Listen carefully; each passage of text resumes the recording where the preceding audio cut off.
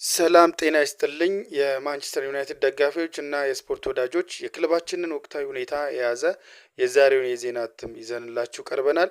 ዛሬም በአሰልጣኝ ለውጥ በስታዲየም ፕሮጀክት እና በዝውውር ዙሪያ ያሉ አዳዲስ ወሬዎችን እናጋራችኋለን። በመጀመሪያም በሚካኤል ካሪክን የአዲሱን ምዕራፍ የተመለከተ ዜና እናቀርባለን። ክለቡ በቅርቡ ባደረገው የአሰልጣኞች ለውጥ መሰረት ሚካኤል ካሪክ በቡድኑ በመምራት ረገድ ቁልፍ ሚና ላይ ይገኛል። ካሪክ በክለቡ ውስጥ ካለው ረጅም ጊዜ ልምድና ከደጋፊዎች ጋር ካለው ትልቅ ቅርርብ አንጻር በሜዳ ላይም የሚታየውን ውጤት ለማሻሻል ትልቅ ተስፋ ተጥሎበታል። የካሪክ አመራር ቡድኑ ወደ ቀድሞ ግርማ ሞገሱ ይመልሰዋል የሚል እምነት በብዙዎች ዘንድ አድሯል።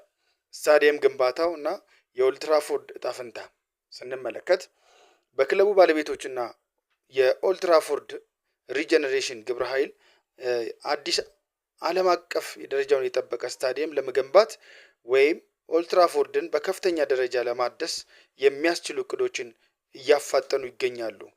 ግዙፉ ፕሮጀክት የክለቡ እድገት ብቻ ሳይሆን በሰሜን እንግሊዝ ትልቅ የኢኮኖሚ መነቃቃት ይፈጥራል ተብሎ ይጠበቃል።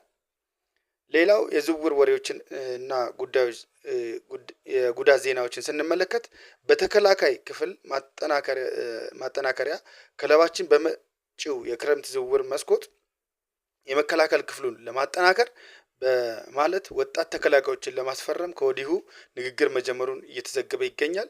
የሕክምና ቡድኑም ጥረት ስንመለከት በአሁኑ ሰዓት አንዳንድ ቁልፍ ተጫዋቾች ከጉዳት እያገገሙ ሲሆን ለቀጣዮቹ ወሳኝ የሊጉ ጨዋታዎች ዝግጁ እንዲሆኑ የሕክምና ቡድኑ ከፍተኛ ጥረት እያደረገ መሆኑ ታውቋል።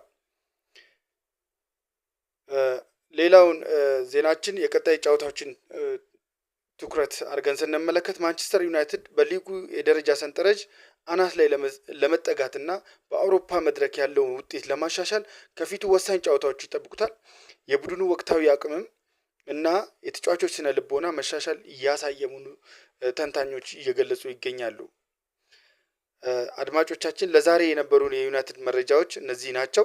በቀጣይ አዳዲስ መረጃዎችን ሲኖሩን የምናደርሳችሁ ይሆናል።